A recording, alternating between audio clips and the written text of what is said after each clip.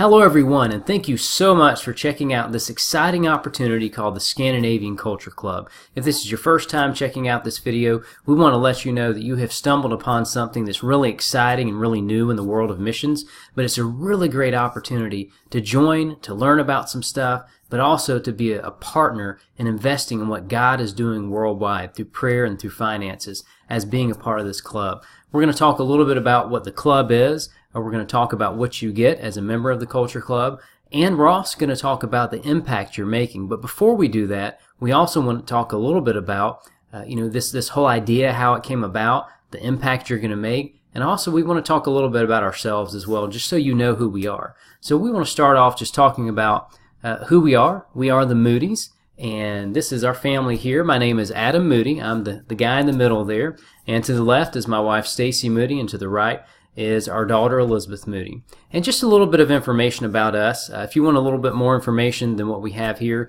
you can read in the FAQs. You can also read on our website, or always just email us. We'd love to have a phone call with you or a Skype call with you if you ever want to just talk to us and know a little bit more about who we are. But that's me again in the middle. I spent 5 years doing ministry in Sweden. Mainly was focusing on international university exchange students, but also doing ministry to Swedish people as well. I had a really great experience those 5 years. I was ordained in 2011 by a large church in the Atlanta area. And I've had the really great opportunity of being able to lead worship, preach, and lead small groups in a lot of different countries around the world. You can see there are a lot of countries in Europe and in the U.S. as well since the year 2000. And then my wife, Stacy, she's been involved in missions work as well for quite a while. She's done some missions work in Germany, Czech Republic, and Sweden as well. Us as a family, in the country of Panama and in the U.S. as well, especially with refugee women. She has extensive intercultural ministry training, and she's also had the opportunity to lead a lot of women's small groups, and she's been able to share the gospel with women from all over the world. And then this is our lovely little daughter, Elizabeth, not so little anymore. She was born in 2004, and she really enjoys helping Stacy with women's ministry, and especially with opportunities with refugee women. Elizabeth really enjoys being a part of that ministry with her mom. She's a great artist. She does some really great sketches and drawings. And, she really loves to find new recipes online. That's one of her favorite things right now, finding some dessert recipes or some new meal recipes and us trying them out as a family. So that's a little bit about us. If you want to know more about us, hopefully you'll hear more of our passion for ministry, for missions, and for spreading the gospel worldwide in this video. But if you want to know more about us in particular, you can always send us an email. So let's jump into one of the questions that we get a lot when it comes to where we're going, what part of the world we're going to. It's really two questions, or a twofold question. It's why Europe, and then also why Sweden. A lot of people actually don't know where Sweden is. I did not know where Sweden was before I visited there for the first time. But Europe is here. So if you're from the U.S., over here, U.S., Canada, South America, Australia over here to the right. We may have people listening from this area of the world as well. But Sweden is in the Northern Europe area. Okay, so we have Norway here. Sweden is the middle. Finland. Denmark is this little guy right here. So we say this is kind of like an M here. And Sweden is the middle country. But one of the biggest, and actually you can see one of the biggest questions people ask is, well, how isn't there in Sweden? How is it to live there? And you can see Sweden is very far north. We are in Uppsala, Sweden, which is right about here where I have my arrow. And if you go to the left, you see that we are about the same latitude as Anchorage, Alaska, and a lot of kind of middle Russia. So Sweden is a country that's very far north. Uppsala, the city we're ministering in, is also a city that gets pretty cold as well. But that's where Sweden is. If you have more questions about that, you can always ask us. But the biggest question we always get is why Europe? Why Sweden? Don't they have churches? I thought they were all Christians already. When in fact, it couldn't be further from the truth. So let's look at this for a few minutes. Why Europe? A lot of people don't know, some people do, but the church in Europe is dying. In many countries in Europe, in fact, church attendance percentage-wise is in the single digits. So we're talking about 10% or less even church attendance in many countries right now in Europe. And in fact, in the Scandinavian countries, so that's Norway, Sweden, Denmark, and Finland, and then the Eastern European countries of like Latvia, Lithuania, some of those Eastern European countries, even Czech Republic, most church attendance is less than 5% of the population. And 9 out of 15 least religious countries in the world, so countries that define themselves as either people atheist, agnostic, or just kind of apathetic to religion, they just don't care. 9 out of the 15 top least religious countries in the world are actually in Europe. And you may say, how? How did this happen? In the early 1900s, there were a lot of Christians in Europe. And you may even look at a picture like this and say, wow, look at this beautiful old church. It's maybe 500-600 years old, and this beautiful landscape of mountains and rivers and green grass. I mean, how could you see something like that and not want to be a Christian or not want to be a Jesus follower? And I feel that way too. But in fact, what's happened with World War I, World War II, with the Enlightenment, with the rise of atheism, a lot of the church became really liberal in a lot of these nations, and people just started walking away or not passing it down to future generations. They did not pass the gospel down. And so once was this church a really wonderful place to go and worship hundreds of years ago is now mainly places like this, empty tourist attractions where very few people actually even go to church. Okay, so the next question a lot of people have for us is, okay, why Europe? Well, why Sweden? In fact, in Sweden, and this may blow your mind, but many priests don't actually believe in God. So we see this this church here. This is actually in the city of Uppsala where we do ministry, and this is the main cathedral for the Swedish Old State Church. And this is where the Archbishop of the Lutheran Church in Sweden, the state church, resides. And she is a lady from Germany, so she's kind of like the Pope of the Catholic Church. And she does not believe in the virgin birth. She's a universalist, so she doesn't believe that Jesus is the only way to God. And many priests up under her don't even believe in God. It's just a job for them. It's just about job security. And that may blow your mind, but in a country where the state and the church were together for such a long time, the church still gets a lot of money from the state in the form of taxes. And because of that, there are a lot of people who just say, you know what, I can do this job as a priest, I can do the liturgies and the routines, go through the seminary training, but I don't really have to believe in any of this stuff. And in fact, we'll send you a video, and when you join the club, and it'll show you a priest who's being interviewed, and he's being asked if he believes in God in Sweden. And this is one of the higher priests in Sweden. He says, no, if somebody sees me in a grocery store and they see my clergy collar, I have to say yes, I believe. But just to be honest, I don't believe in God. And that's many of the priests in Sweden who are like that. And then a lot of the others are universalists. They don't believe that Jesus is the only way to God.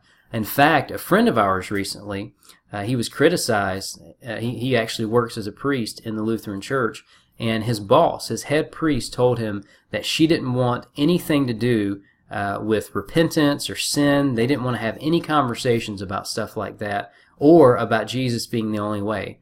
They only wanted him to talk about God loving them, and that's it. No talk about Jesus, no talk about the gospel. And in fact, he got let go from one church because he was too evangelical for the Lutheran Church there in Sweden. Also, why Sweden, and this is huge, if the current rate of church closings continues right now, the last evangelical church in Sweden will close in 30 years. So besides these Lutheran churches, there are evangelical churches. But right now, so many of them are closing down that if that trajectory and trend does not change, the last evangelical church in Sweden will close in just 30 years. But what's exciting is it doesn't have to. We can change the trajectory. Being a part of the Scandinavian Culture Club and starting new churches there that are life-giving and exciting and spread the gospel.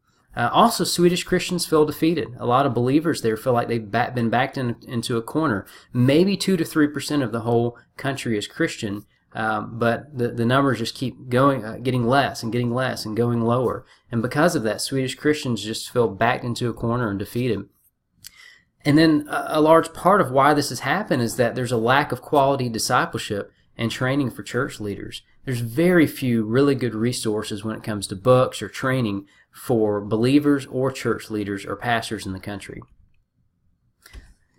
And then also, Sweden is actually considered the second least religious country in the world. It's not the second most atheist, even though it's pretty high up there. But when people were interviewed in a 2015 interview by the Washington Post, they found that around 75-76% of people in Sweden consider themselves to be irreligious, whether they're agnostic or atheist or just kind of apathetic towards religion, just behind China. Imagine that. You know, you've probably heard a lot about China not being a very religious country.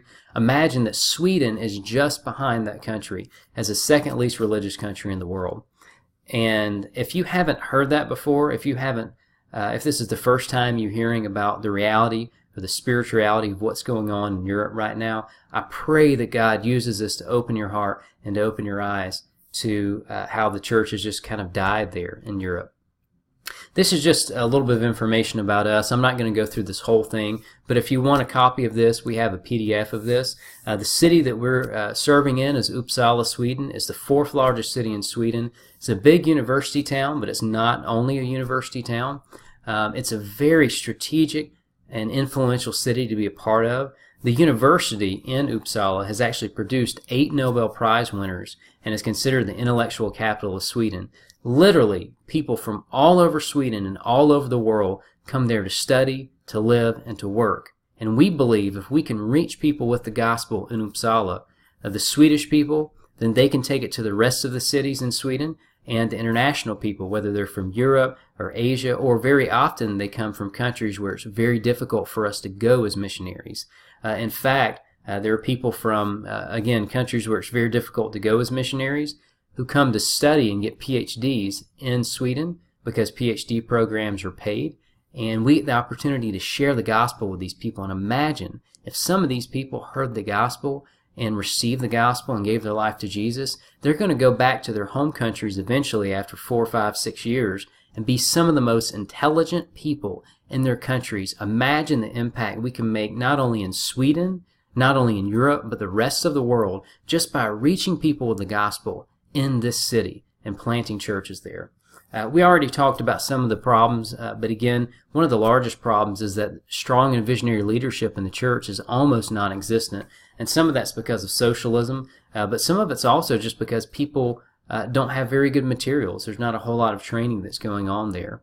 Again, if you want a little bit more information about this PDF, we can send it to you. You know, there's a lot of other challenges that exist in Sweden as well. Right now, there's twice as many Muslims, or maybe even more, than there are Christians. And secular society, which is the majority of the society in Sweden, is more respectful to Muslims and Christians, probably because it's a new thing. You know, they feel like they're post-Christian, they are past Christianity, and Islam seems a little bit new. And so secular society, very often, there is more respectful towards them than us. And then there are a lot of spiritual strongholds in Sweden as well. Loneliness being a really big one. Up to 40% of households in Sweden are single households, so just one-person households. There's a lot of loneliness there, and that leads to alcoholism and depression. And as I said, Swedish Christians are feeling defeated. But some of the great opportunities are that Swedish pastors are really excited, and they're begging for more church planting missionaries for us to come there. They feel, they feel defeated. They feel like they don't know how to reach their people anymore, and they say, hey, we would love for you guys to come over, and missionary teams to come over, long-term missionary teams, and help us with fresh eyes figure out how to reach our people, how to share the gospel, how to plant churches that are going to be life-changing and exciting. And Swedish believers really long for this fresh move of God to happen. And so we're so excited to be able to do ministry in Uppsala, to be able to be working towards planting a church there as well. These are just a couple of friends that gave us some credibility. But we're going to be working towards planting a church. We're going to be recruiting leaders in that city to build a church planting team also from Swedish Bible colleges, and also train them really well and really launch a church movement that will hopefully eventually plant more churches in Sweden and eventually mobilize missionaries, Swedish missionaries, to go all over the world as well. Again, if you have questions about that, you can always email us and we can send you a PDF copy of that. So we talked a little bit about ourselves. We share with you about why Sweden, why Europe, the ministry potential that exists in that nation of Sweden and then also in Europe. Now I want to move to our burden, what really burdens us and what really gave us the idea to start the Scandinavian Culture Club to begin with. And the burden really is the underfunding of long-term missionaries. I want you to go with me here for a minute, and I hope we can kind of laugh at this, but at the same time understand how serious this is, okay? Imagine, you're looking through some online job posts, and you see this job post. Now, just, again, go with me. You can laugh about this for a little bit, but also, take it kind of seriously and see how you would respond. It says, help wanted. We are looking for a seminary-trained worker with experience to go overseas with their family. We need them to fully integrate into a new country, learn a new culture, new language, experience a new climate, eat food they are not accustomed to, and dress differently.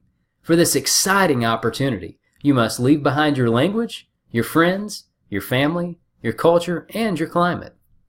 You also get the exciting opportunity to raise your own salary and money to do this job, along with healthcare costs, moving costs, language acquisition training costs, home setup fees, homeschooling fees, travel costs, taxes, and more. For this exciting opportunity, fill out our 25-page application form, 2 personality profiles, 3 psych evaluations, and a list of 10 strong references. Apply soon before the role is filled.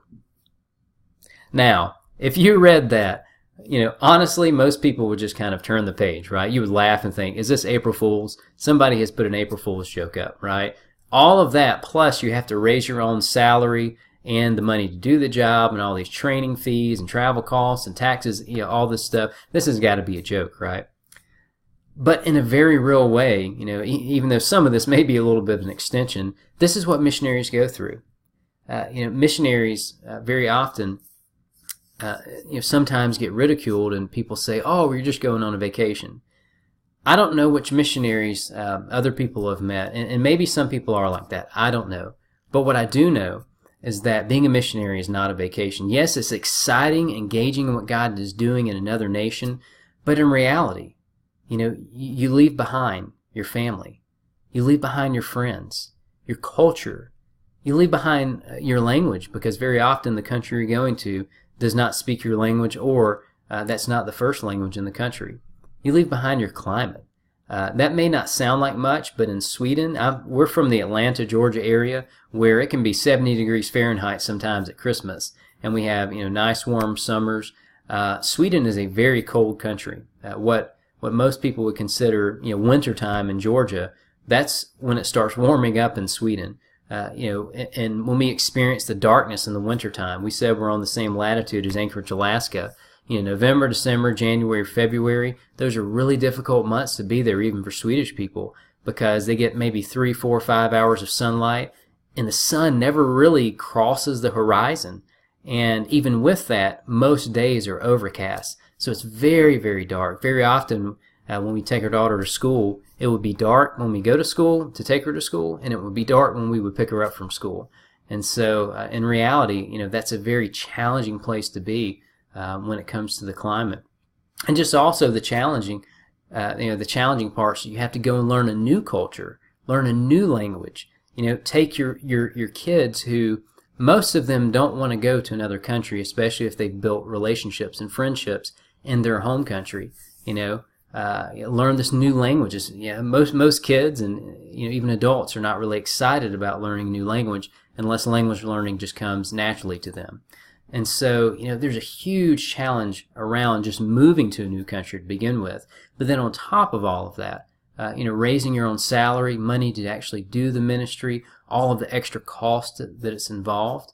One of our biggest burdens through all of this is that we see missionaries who are doing a really great job in countries all over the world, or missionaries who are trying to get overseas, and they struggle to get long-term funding, or they struggle that they're underfunded very often. Maybe they go over with 90% of their overall budget. Well, that means they already go over with 10% below what they should have. And most missionaries lose support over the years as well. And the first thing to go is not, food costs or housing costs, because obviously you have to feed your family, you have to pay your rent, you have to pay for your electricity bill and stuff like that. But usually the first thing to go is stuff like, well, I just can't do as much ministry anymore. I would love to be able to reach out to this different people group, or have the money to, translate some materials, or be able to share the gospel in this certain capacity with elementary, middle, or high schoolers. I'd love to do stuff like that, but my funding has gone down now. And that is a huge burden that God has placed on our hearts, is we want to use the Scandinavian Culture Club not just to help our ministry, but to help fund underfunded missionaries worldwide. Missionaries worldwide that are doing a really great job already, or missionaries who are trying to get to the field, and maybe they need that last 5 or 10% to help them go overseas and work with people all over the world. And just so you know, we missionaries are not better people. They're not better Christians. They're just fulfilling the role that God has called them to in the Great Commission, which is going. All believers, all followers of Jesus have some role to play in the global sending of the gospel. We're all supposed to share the gospel locally and in our own nation. But the Great Commission, commands us, Jesus commands us to share the gospel all around the world. And most believers are not going to go, and there's nothing wrong with that. Most believers are going to be senders, because only some can go while most serve as senders. And those are people who are praying and financing those who do go. And you've probably heard this term, the Great Commission, before, but let's just read it one time together. It's Matthew 28:18 through 20. This is the very end of Jesus being on earth with his disciples. He's spent 3 years with them, teaching them everything that God wanted him to teach in terms of how we should live, what the gospel is about. And then he died, and then he was raised from the dead. And he spent a couple of weeks with his disciples afterwards. And at the very end of these couple of weeks, he gave them what we call the Great Commission. And let's read this together.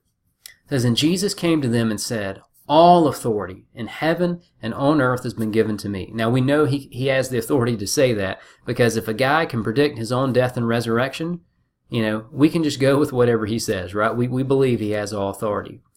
So all authority in heaven and on earth has been given to me. And with that authority, he says to his disciples, and not just to his disciples, but to us as well, "Go therefore and make disciples of all nations, baptizing them in the name of the Father, and of the Son, and of the Holy Spirit, teaching them to obey all that I have commanded you. And behold, I am with you always, to the end of the age." And the reason we know that this wasn't just for his close disciples, or maybe the 120 that were there on the day of Pentecost, is because all nations, we know that the disciples in their lifetime could not reach all nations of the world. And so as disciples of Jesus, as believers, as followers of Jesus, we are to continue to fulfill this command of Jesus. But it's an exciting opportunity. It's not a drudging command. It's something that we get to be a part of. Now, how can believers fulfill their role in this global sending of the gospel? Some can go, as we said, a small percentage are going to go. And that doesn't mean that people who don't go are any less, because everybody can have a role. And all can serve as senders by praying and funding. So some go, a small percentage go, and then others pray and fund. And that's what the Scandinavian Culture Club is all about. In this way, all believers can be a part of fulfilling this command of Jesus. So you are helping to make disciples of all nations when you pray for missionaries and you help fund missions efforts worldwide. I hope you understand how amazing that is, that you get to be a part of this exciting opportunity. And, for some of you, this may be the first time you've heard this as a believer, that God has, through Jesus, commanded us to make disciples of all nations, and that you're supposed to be a part of that. But again, this is an opportunity, and the way that you can be a part of it is by serving as a sender, by sending missionaries, by praying and funding them through, giving to missions organizations, or through doing something like the Scandinavian Culture Club here. And the way you're going to help not only send the gospel to Sweden and church plant with us in Sweden, but also be able to send funds worldwide and help missionaries spread the gospel worldwide, is because of this. From day one when we launched the Scandinavian Culture Club, we're dedicating at least 10% of the gross income, so that's before taxes, 10% of the gross income from the Scandinavian Culture Club to underfunded missionaries who are doing a great job worldwide and new missionaries who are trying to get to the field. Okay, so we're going to dedicate money up front from day one to being able to send to missionaries worldwide. Most of the rest of the income also will be going into our church planting ministry in Sweden. And so everything that you get to be a part of here in the Scandinavian Culture Club will fund not only our ministry, but help underfunded missionaries who are doing a really great job worldwide and new missionaries who are trying to get to the field. You know, maybe they're at 80, 85%. We want to help give them that last 5 or 10%. Our hope and our big dream is that we'll be able to fund one day, help give funding to somewhere between 30 to 50 missionary families around the world. That means that just by being a part of the Scandinavian Culture Club, you have an opportunity to partner and send the gospel to 30 to 50 nations around the world. You know, there are not many opportunities out there where you get to be a part of something like this, where you can have fun, you can learn, but also get the opportunity to serve as senders and help fund missionaries in 30 to 50 countries around the world, especially in some of the most unreached countries and unchurched nations in the world. So I hope that brings you some excitement. And then just kind of a last piece to this with our burden is that not only are we funding, we're also praying. Imagine, as members of the Scandinavian Culture Club, you're not only able to do funding, but you're also able to pray as well. You're able to pray and help build an army of prayer warriors and see God change nations around the world through sending more missionaries worldwide. Okay, so that's our burden. Let's just talk really quickly about how this idea came up, the idea of the Scandinavian Culture Club, and then we'll get into what you actually get. So when we, through living in Sweden, one of the people groups I got to minister to were international exchange students. So exchange students who came from all over the world to come to Sweden maybe 6 months to a year, and they got the opportunity to learn about Sweden, to do a lot of exciting stuff while they were there. But I saw this culture exchange program and students literally coming from all over Asia, South America, Africa, other parts of Europe, from the United States, from Canada, and man, they just had a blast on this cultural exchange program. It was like the time of their lives. And this is actually a picture of some international exchange students in the city of Uppsala. You can see that they're from all over the world. And again, it's just such an exciting time. What they get to do and experience when they're in Sweden is they learn about Swedish food, and they get to eat Swedish food and learn how to cook Swedish food, probably for the first time in their life, unless they've cooked Swedish meatballs. They learn about Swedish culture and language. Usually they have to take like a 6-week-long course where they learn a few Swedish important phrases like, hey, where's the bathroom? Obviously that's a very important question, when you're in a new country. Hey, my name is so-and-so, or, how are you today? Stuff like that. Some very basic Swedish language. But then they learn about Swedish culture through Swedish holidays and festivals. And then a lot of these students on the weekends and then on holidays, they go and see some of the top tourist attractions in Sweden, and other countries in the Scandinavian region and in Europe. And it's just overall such a really fun experience. And I thought, what if I could do that? What if we could do that in a digital way? Not everybody has the money or time to go spend, 6 months to a year in another country, right? Maybe when you're younger, when you're in your early 20s, but, most people don't have that time and that opportunity. So I thought, what if we could create a digital exchange experience? And that's where the Scandinavian Culture Club idea came in. A digital experience where, in the same way that these international students had a blast learning about Sweden, Swedish culture, Swedish tourist attractions, a little bit about Swedish language, what if we could do the same thing, but online, in a digital way? And so that's where the idea of the Scandinavian Culture Club came in. And again, not only are you able to be a part of funding, but think about this as well. We're able to create, through this, an army of prayer warriors. Imagine thousands of people praying each month for one of the most spiritually darkened regions of the world, the Scandinavian region, Europe in general, to one day see the light of Christ again, just by this simple Scandinavian Culture Club having a fun digital experience. There is power in prayer, and great power in thousands of people praying in unison. God, I don't know how He does it, But I know that God uses our prayers to do some amazing things around the world. And imagine, as the Scandinavian Culture Club builds, not only are you learning some fun stuff, but you're also funding world missions, and you're praying and seeing God's power move through His Holy Spirit by changing a nation, literally changing the spiritual climate of a nation. So that's kind of the match of the burden and the idea. The burden that missionaries are underfunded worldwide, the burden that the church is dying in Europe and specifically in the Scandinavian region, and then the idea of this club where you get to learn about a region of the world, have some fun with it, while also funding long-term missionaries. So let's talk really quickly about the impact you will be making as a member of the Scandinavian Culture Club, and then we'll talk specifically about what you get and then wrap it up.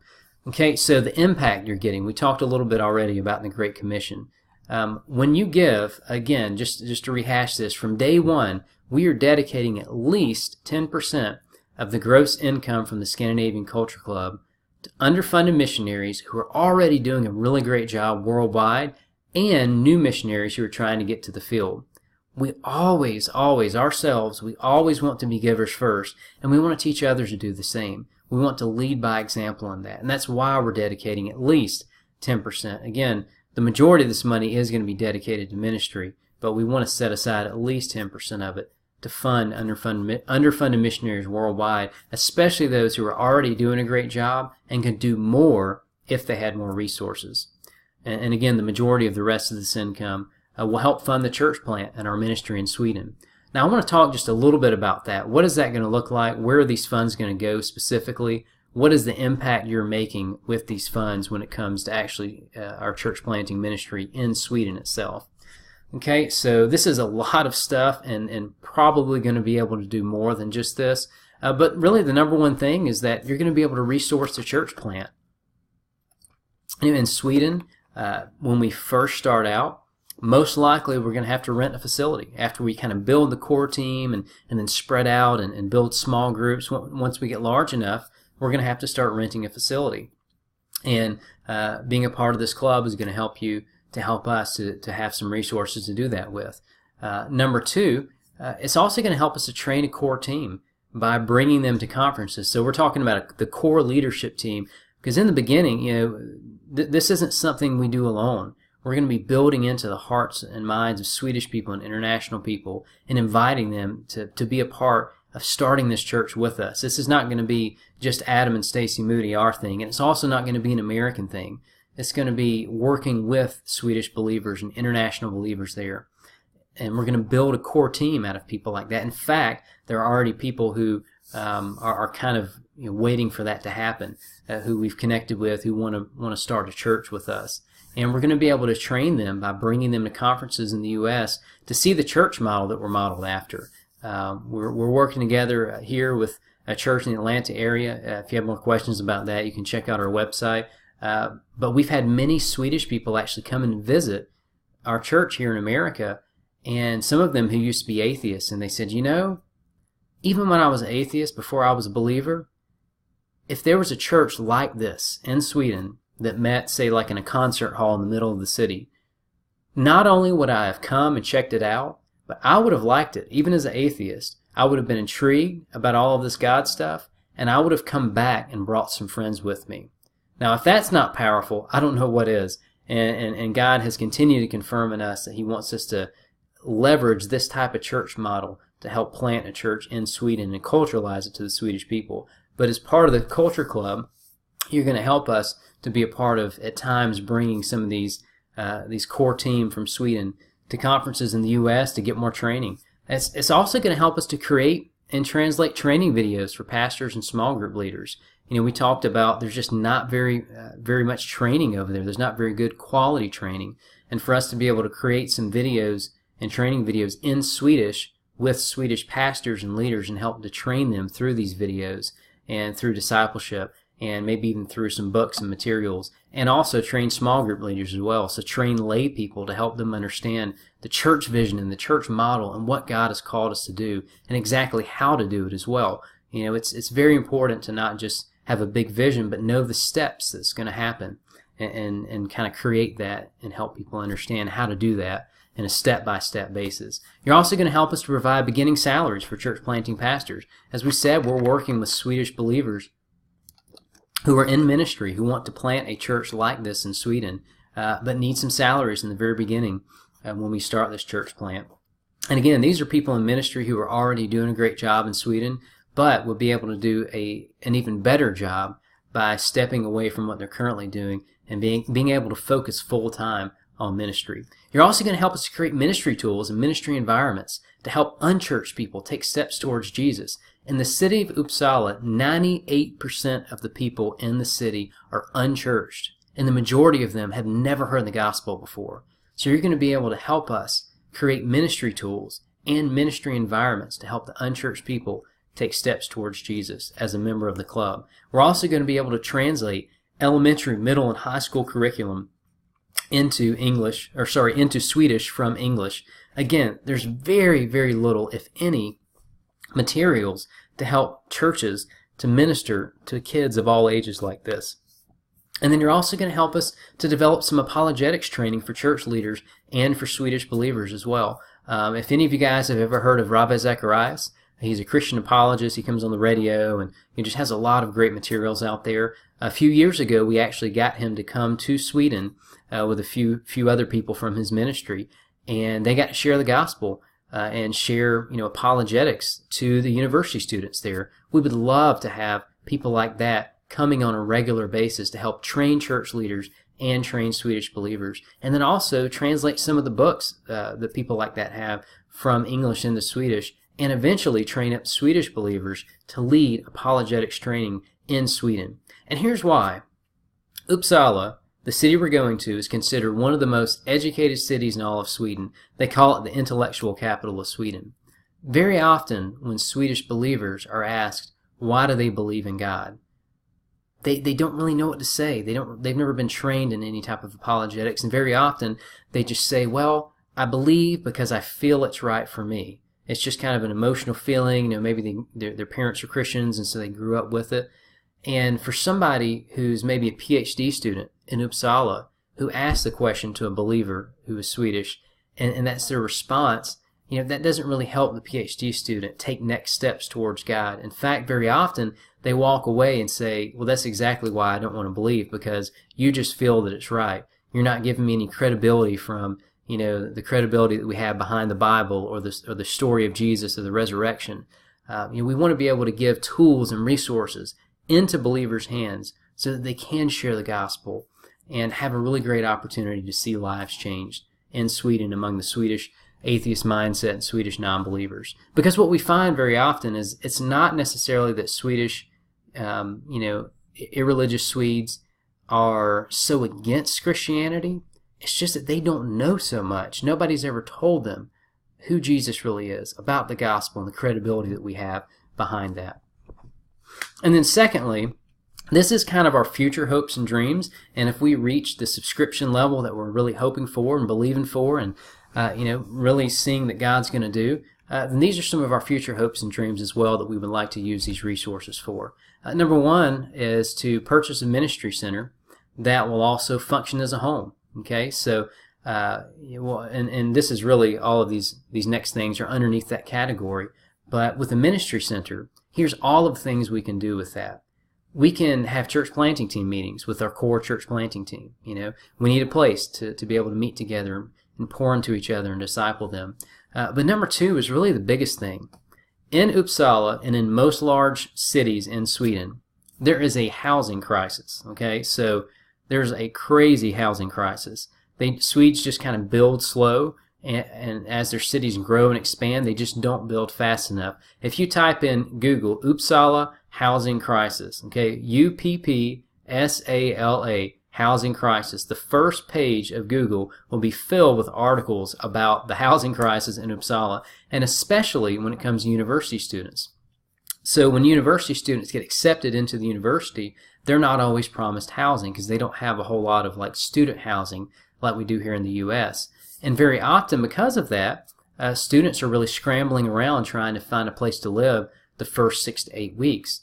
And sometimes, this is crazy, but you can see pictures of this online, Sometimes university students have actually had to live out in tents in front of the university buildings.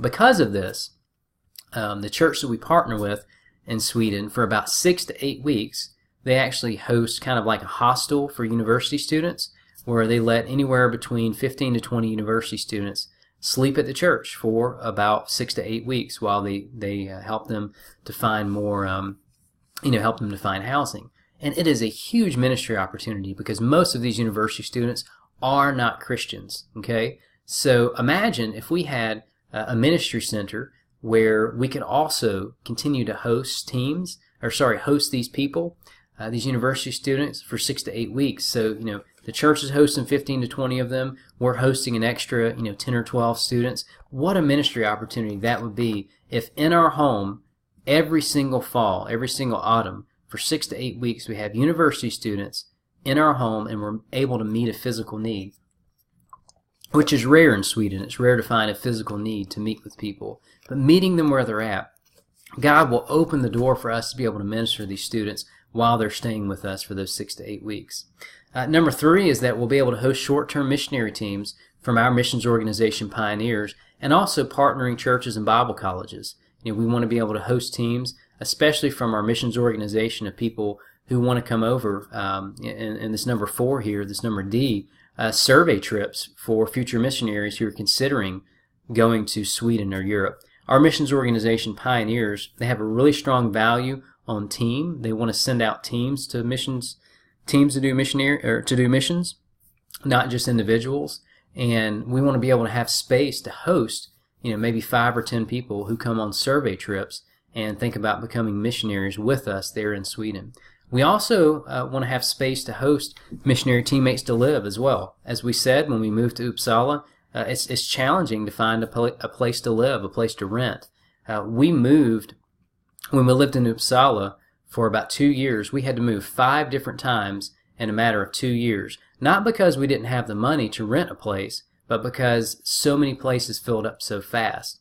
In fact, if you have an extra room even to rent very often, and post it online on like a Craigslist type website in Sweden, you will have over 100 people in 24 hours email you. That's how huge the need is there. So we want to be able to have space for missionary teammates to live in as well. And we actually have a place in mind. Again, if it stays for sale and God opens the door, we would love to be able to have this place and be able to do all this. Minister to university students, build the core church planning team, host short-term missionary trips, and then also, this is future, but be able to have that space as a low-cost missionary retreat center. We want it to be a refreshing place.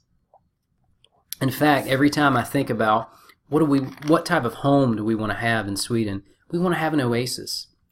When I think of oasis, I think of a place of refreshing in a dry land. Europe is a very dry land spiritually, and very often missionaries need refreshing. Missionary teams need refreshing. Missionary teams from France, Germany, Eastern Europe, Czech Republic, places like that, Northern Africa. And if we could have a ministry center where, a couple times a year, we could host missionary teams, for no cost for rent and low cost for them to have food there. It could just be a place of refreshing for them spiritually, and help them to be more effective in their ministry over in these different countries. And then lastly, one day we would love to have a missionary training center in this space as well, in this ministry center. Be able to train missionaries, Swedish people, to be missionaries worldwide as well. And so these are our future hopes and dreams. God willing, we'll see what happens, but you get to be a part of all of this as members of the Scandinavian Culture Club. All right, so let's finally get to the part that hopefully you're all excited about and you've all been waiting for. And that's, what do you get? We've listed this on our website and you can read a little bit about it, but let's go ahead and jump right into what you get as a member of the Scandinavian Culture Club. Number 1, just like we said, the international students got to experience all of these things. We want you to be able to experience all these things in a digital way. So every 10 days, you are going to be getting new and delicious Swedish food recipes. Okay, sometimes these are going to be in the form of desserts, sometimes main courses, side dishes, appetizers, starters, breads, drinks, cookies and cakes. I mean, just about any type of category of food you can think of, we're going to be sending you recipes. And obviously you see the one to the right here, Swedish meatballs with cream sauce. Obviously that's a very Swedish dish and Swedish meal. But every 10 days, you're automatically going to get new delicious Swedish food recipes. And if we ever run out of Swedish food recipes, we'll start sending you recipes from other nations as well, from places like France, Italy, Spain, Norway, Denmark. But we really hope you guys enjoy this. We hope you guys get the opportunity to try some of these recipes out. And we're also going to have a private Facebook group where you can post pictures and just kind of have fun and talk about some of the best recipes that you've been able to try out. We'll let you know this later on as well, but if you're viewing this on your phone, turn your phone sideways for the best viewing experience when you get these recipe cards on your phone. Okay, and then the second thing that you get is 1 a month Scandinavian cultural emails. Okay, so this is what you're going to get featured. So you get the every 10 days Swedish food recipes, and then one time a month you'll get an email, and it'll have 4 parts to it. Number 1, it'll be a Swedish word or phrase. It'll look just like this, and you'll be able to click and hear what the Swedish sounds like. And again, this is just for fun if you like languages. If you don't, obviously you can skip this part, but we thought this would be fun for some of you who enjoy hearing and learning other languages. But number 2, and this is one of the biggest parts, you're going to learn about why Sweden and why Europe needs Jesus. You're going to have articles, you're going to have videos, and again, this is going to come once a month. You'll have an email with all this stuff in it. But hopefully what it'll help you to do is remember when you get these emails to pray for Sweden and to pray for the Europe, pray for the gospel, penetrating these nations and changing them once again. Then you're also going to get a little section called Culture Corner, and that may be top 10 facts about Sweden, just fun stuff about Swedish culture, and almost always those will be in video format. And again, it'll be some short videos. And then also you'll get to learn about the top tourist attractions in Sweden, and especially for those of you who are really hoping to get the all-inclusive trip to Sweden that we'll talk about in just a moment, you'll really want to watch these videos and have fun with them. Honestly, I loved putting all of this together because I love just every single part of this. I love culture. I love about the top tourist attractions, and really pouring out our heart about why Sweden needs Jesus. So you'll get the every 10 days food emails, food recipe emails, and then once a month you'll get an email with all of these 4 features as part of the Scandinavian Culture Club. You'll also, last but not least, get the potential opportunity to receive an all-inclusive trip to Sweden. Now, that's probably one of the biggest things that you stayed on for, wanting to know how that happens, why that happens. But what we wanted to do is, for some people, we wanted to turn your digital exchange experience into a real one. And that's why we want to give the opportunity to receive an all-inclusive trip to Sweden. How?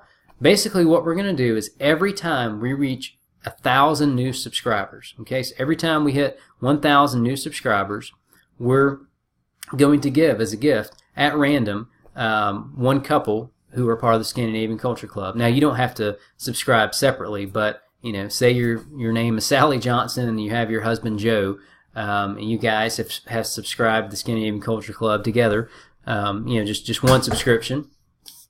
Then you guys, if we choose you, you will be the ones who get the all-inclusive trip to Sweden, and we'll talk all details about that later. But again, every time we hit 1,000 new subscribers, we will give away as a gift an all-inclusive trip to Sweden for 2 people. Okay, and then you're also going to get future features like live cooking videos in Sweden. So as we build this up, one of our ministry friends in Sweden, a guy named Ed, who is going to be planting a church with us.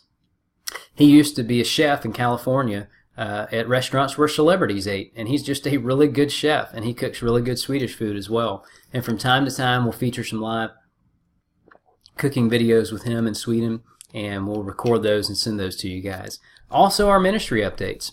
So we send out maybe once every 2 or 3 months an update on how our ministry is going, and then also occasional updates on the missionaries we're supporting with these subscriptions. Remember, we're giving 10% at least every single month to other missionaries, and you'll get updates about them as well.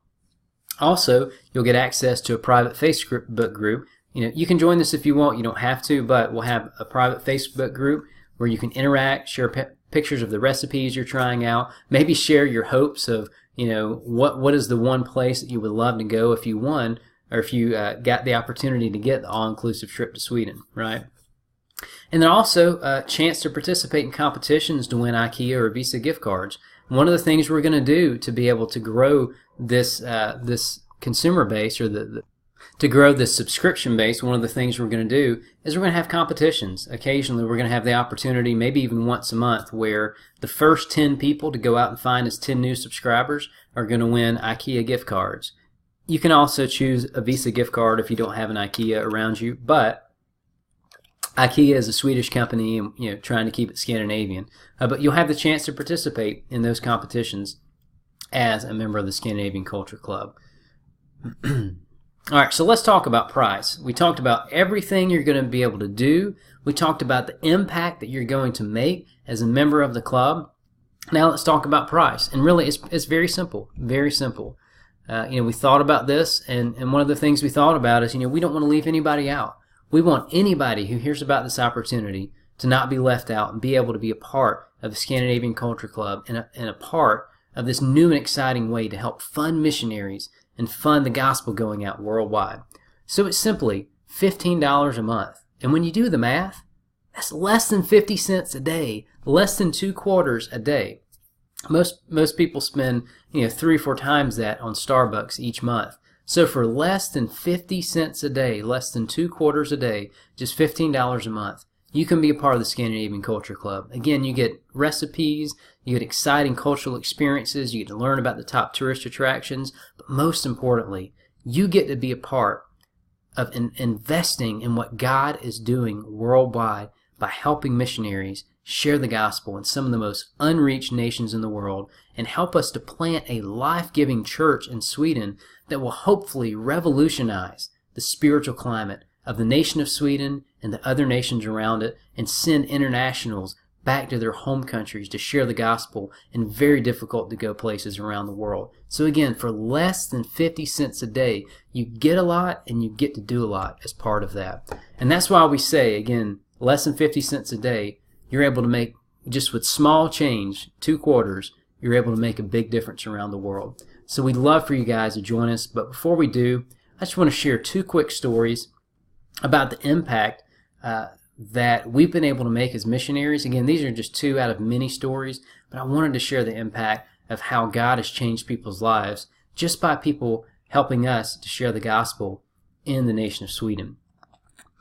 So this guy, Gu, okay, he's a South Korean guy. If you've ever seen this flag, you know that's South Korean flag. This guy, Gu, was an exchange student in Sweden a few years ago, about 5-6 years ago now. And we met Gu for the very first time in our apartment. We were having an international kind of home group Bible study night, but we also had dinner beforehand. And Gu walks in, and he looks like he's confused. He's not sure what he's come to. And we end up finding out later on there were 2 reasons that he came. He heard there was free food, and the girl that invited him, he liked her. So, free food and a girl that he liked. How many people have come to faith in Christ through that? Probably a lot, especially in college, right? And he actually had no clue that it was a Bible study either. So he walks in, he just saw there was free food and the girl that he liked who invited him. So, we're starting to have food. I think we had tacos that night. There were a lot of Asian international students there, some believers, some not. And my wife starts walking around the different tables in our small apartment, and she, asks people how they're doing. And no kidding, these are the first words out of Gu's mouth to my wife. He's kind of sitting back, leaning back on his chair, has one of his arms back around maybe the left side of his chair, looks up at my wife, and he goes, "You think American girls would think I'm sexy?"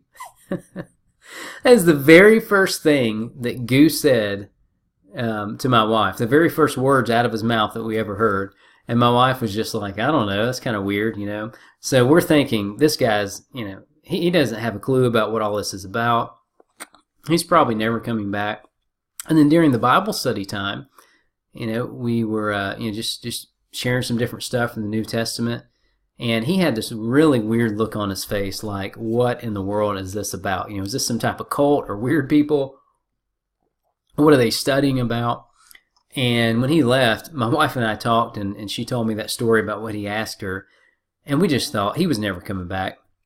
We really thought he was never coming back. But he kept coming back, probably at first for the free food and the girl that he thought was cute who invited him. But he kept coming back over and over again. And we just shared the love of Christ with him. We just loved him and cared for him. We shared the word with him and in the Bible study. And eventually, he came to the point where he asked me if he and I could just study the Bible one-on-one, basically a one-on-one discipleship. And so I did. I started taking him out to cafes, and sometimes he would come over to our apartment and just going through the Bible with him, helping him to understand, who God is, who we believe God is as creator, and then that he sent Jesus to die on the cross for our sins and be raised from the dead. And Gu ended up giving his life to Christ. And when he went back to South Korea after this 6-month to 1 year exchange program, he sent us the sweetest letter, and he was just so grateful.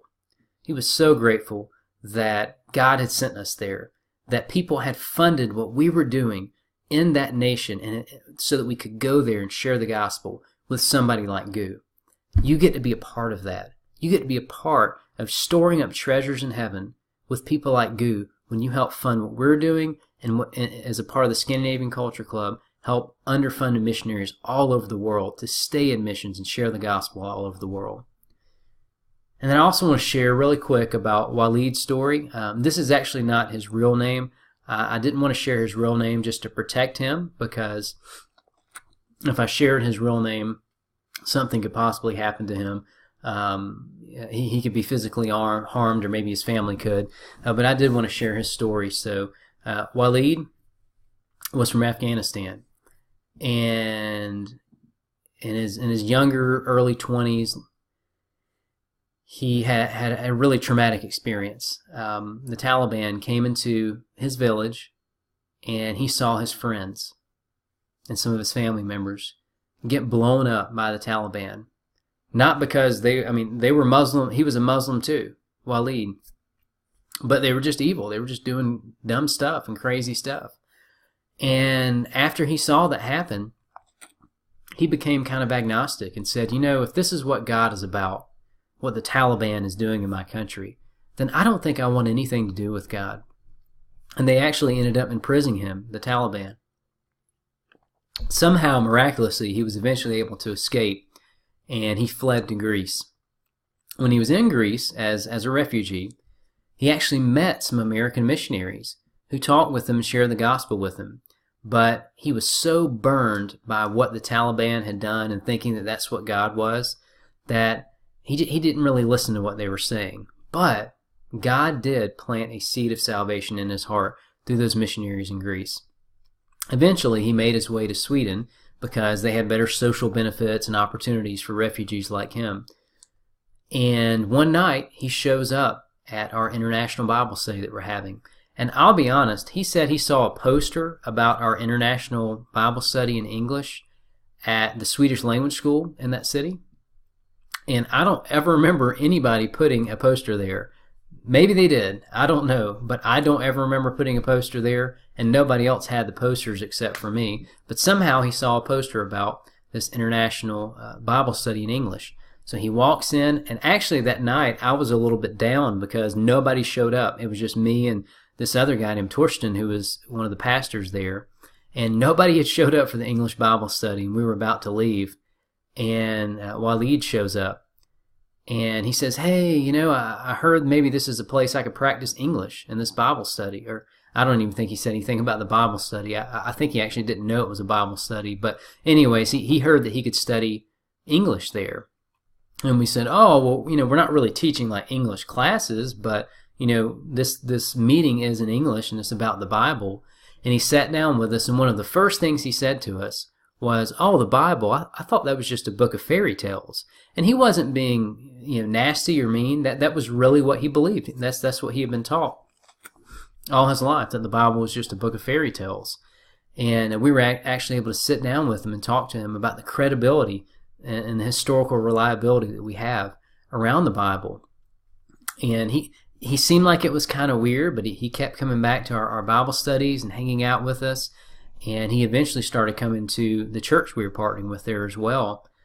And after about 6 months to a year of coming to these Bible studies, he finally found what he's been looking for his whole life. He found a relationship with God through Jesus Christ. He surrendered his heart and his life to Jesus.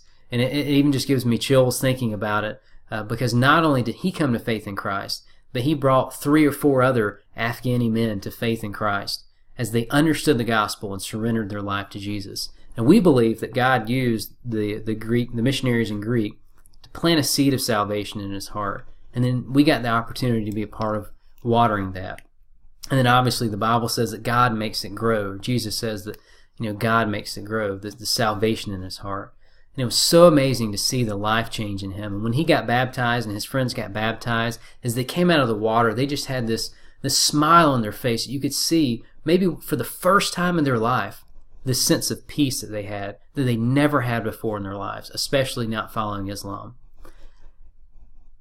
And again, the reason we tell this story is because as a member of the Scandinavian Culture Club, you get to be a part of seeing life change like Walid, like Gu, happen. You are a part of that. You are a part of the team that makes that happen. You're a part of a team of people praying for and funding our ministry, church planting in Sweden, and missionaries worldwide who are sharing the gospel, who are doing hard work, trying to learn a language and learn a culture of different people who are different than themselves, so that they can share the most amazing story, the greatest story ever told, the story of Jesus and his death and resurrection from the dead. So this is the impact that you get to make when you join the Scandinavian Culture Club. Remember, it's just 50 cents, well, actually less than 50 cents a day. It's like 49.2 or something like that. I don't think there's 0.2 cents that exist out there, but it's around 49 cents a day if you do the math. You get to be a part of seeing the gospel change the world, and even get the opportunity to have some fun Swedish recipes to try out, learn about Swedish culture, some top tourist destinations, and have the opportunity to potentially get a trip for 2 all-inclusive to Sweden. And we hope you'll join us. Again, if you have any questions, you can email me or email us at subscription@themoodiesinsweden.com. Also, at the bottom of this page, you'll see a little contact section. You can contact us there. It'll send us an email to the same email as well. But we would love if literally people from all over the world, from all over the U.S., would join with us in this new and exciting opportunity as a new and fun way to not only fund missions, but see the gospel spread in this world. The digital world is such an amazing place right now. There's a lot of bad that goes on, but there's also a lot of good. We're able to connect people from all over the world with an opportunity like this just by sending out a video and having a website. May God bless this. May he do more than we can ever imagine with this. And may you join us and be a part of this new and exciting opportunity to spread the gospel worldwide. Thank you so much for your consideration. We would love if not only you join, but you tell as many people about it as well, so that ministry can go out all over the world and missionaries can continue sharing the gospel in some of the most unreached places in the world. Thank you so much. God bless you. Continue serving him faithfully and living for Jesus.